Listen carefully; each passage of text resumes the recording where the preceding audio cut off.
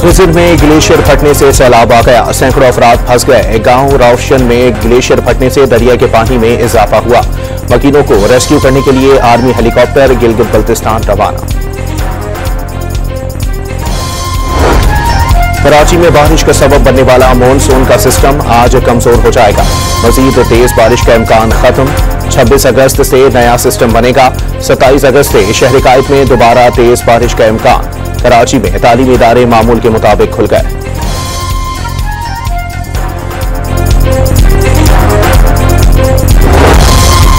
Electric के 100 feeders पर बिजली की फराहमी ताहाल बहाल ना हो सकी। कराची के कई इलाके में बिजली की फराहमी मुअत्तल।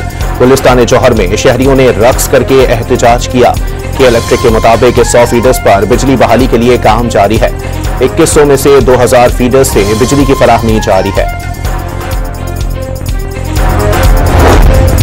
गवर्नर सिंध की कराची में बारिशों से मुतासिर अफराद की फौरी इमदाद की अपील।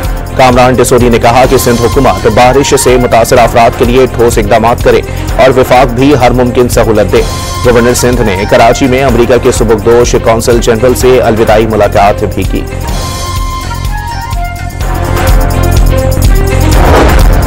कराची में एमेजना रोड पर पटाखों के गोदाम में धमाके और आग लगने से मरने वालों की तादाद 5 तक पहुंच गई। 33 जख्मी हो गए। वाकये का मुकदमा दर्ज कर लिया गया। वज़ीर आज़म का चीन के साथ स्ट्रेटेजिक ताउन पर मबनी शराकतदारी मजीद मजबूत बनाने का अज़म। शहबाज शरीफ ने तिजारत, सरमायाकारी, ज़राअत और मादनियात के शोबों में ताउन बढ़ाने की भी ख्वाहिश जाहिर कर दी। शहबाज शरीफ से चीन के वज़ीर ख़ारजा वांग जी की मुलाकात। फील्ड मार्शल आसिम मुनीर, इसहाक डार और काबीना के सीनियर अरकान भी मुलाकात में मौजूद थे।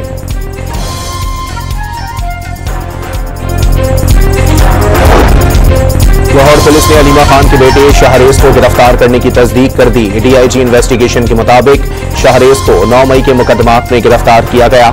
आज अदालत में पेश किया जाएगा।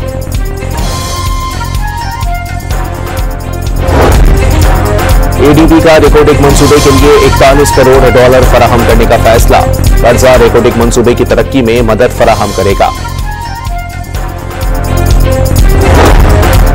और कोलंबिया के इलाके काली में एयरबेस पर कार बम धमाके से 5 अफराद हलाक और 36 जख्मी हो गए।